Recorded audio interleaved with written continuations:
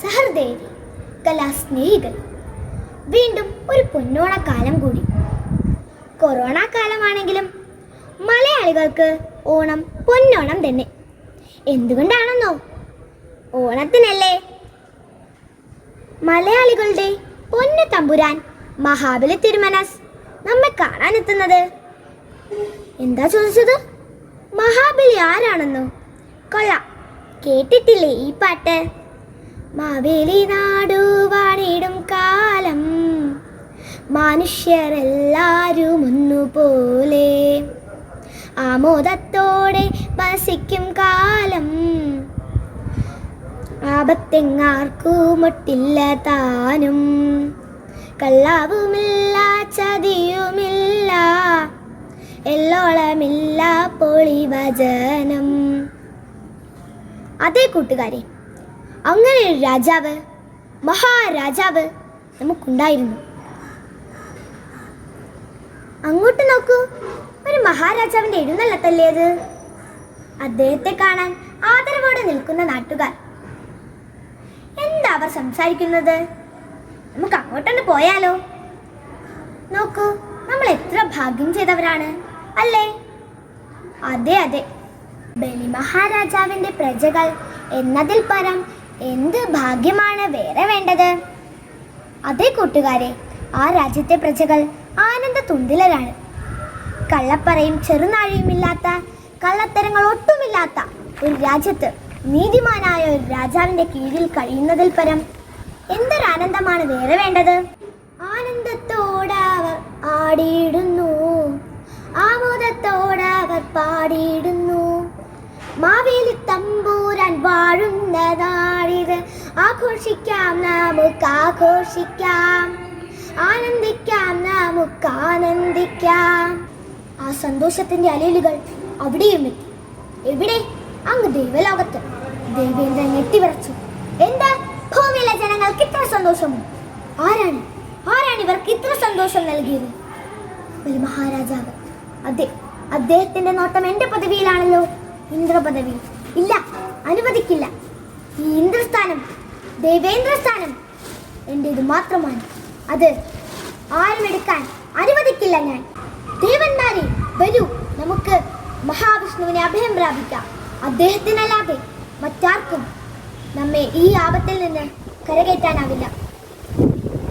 ജയ ജയ നാരായണ ജയ ഹേ, ഹര ഹര നാരായണ ജയ ഹേ, ലക്ഷ്മീകാന്ത കനിയണമേ, ആപത്തിൽ നിന്നും തുണയ്ക്കണമേ, ബലിയെന്നൊരുവൻ മമഹൃത്തിൽ ഭയത്തിൻ കോട്ട പണിഞ്ഞല്ലോ, പണിയൊന്നവന് കൊടുത്തിടാൻ തുണയാകണം ത്രിഗുണനാഥ.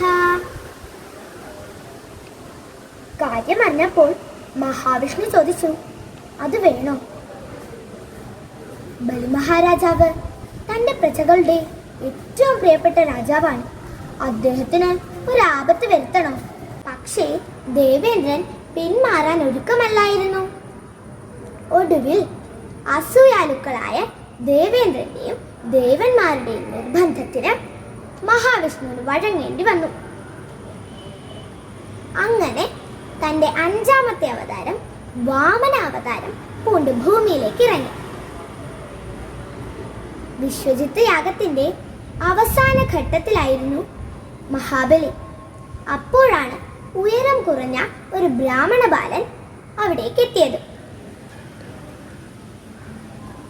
ഉള്ളക്കൂടായും നെറ്റിയിൽ കുഴിയുമായി ദേഹം കുറിയാവനായൊരുവൻ, ഓലക്കൂടായും നെറ്റിയിൽ കുറിയുമായി ദേഹം കുറിയാവനായൊരുവൻ, കണ്ടാലവനൊരു ബ്രാഹ്മണ ബാലകൻ തണ്ടാർപതിയാണെന്നറിഞ്ഞിടുന്നു, കണ്ടാലവനൊരു ബ്രാഹ്മണ ബാലകൻ തണ്ടാർപതിയാണെന്നറിഞ്ഞിടുന്നു. രാജന്റെ മുന്നിൽ തല വണങ്ങി നിന്ന് ആ ബാലൻ തനിക്ക് ഒരു വരം നൽകാമോ എന്ന് ചോദിച്ചു. എന്ന ശുക്രാചാര്യരുടെ ആജ്ഞ ചെവിയിലെത്തും മുന്നേ ബലിമഹാരാജാവ് ആ വാഗ്ദാനം ചോദിച്ചോളൂ ഞാൻ നൽകാം എന്ന വാക്ക് നൽകി കഴിഞ്ഞിരുന്നു. ഇനി ഒരിക്കലും ഇങ്ങനെയൊരു വാക്ക് ഈ ഭൂമിയിൽ ആർക്കും നൽകാൻ തനിക്ക് സാധിക്കില്ല എന്ന് തിരിച്ചറിയാതെ ചോദിച്ചോളൂ, നിനക്ക് എന്താണ് വേണ്ടത്? എനിക്ക് വേണ്ടത്, ആ ബാലൻ പറഞ്ഞു, എനിക്ക് വേണ്ടത് വെറും 3 അടി മണ്ണ് മാത്രം തപസ് ചെയ്യാം.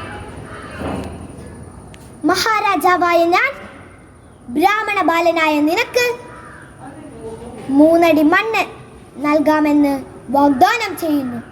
ആകാശം ഒന്ന് പിടഞ്ഞുവോ? തിരമാലകൾ ഉയർത്തി കടലൊന്ന് നടുങ്ങിയോ?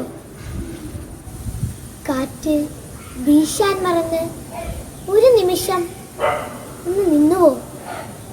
ഉടനെ അത് സംഭവിച്ചു.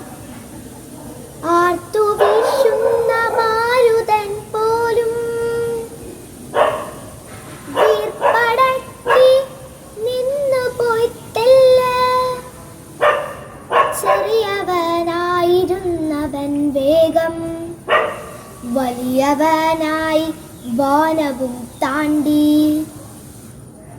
ഒറ്റ കാൽ വിപ്പിൻ ഭൂമി മുഴുവനും കാൽ കീഴിലാക്കി നിന്നു ചിരിച്ചു.